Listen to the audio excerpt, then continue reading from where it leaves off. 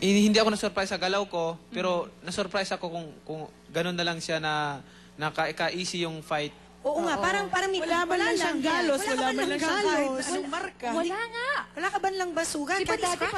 parang, wala. Pero hindi ako nagpapadala sa maraming mga, alam mo natin, maraming intriga bago pa ang laban. Okay, so, pera-pera lang daw pera lang daw ang iniintindi ko. Kasi hindi yung kasi malaki si Oscar, lalaban ako, dapat hindi ako lumaban doon sa malaki.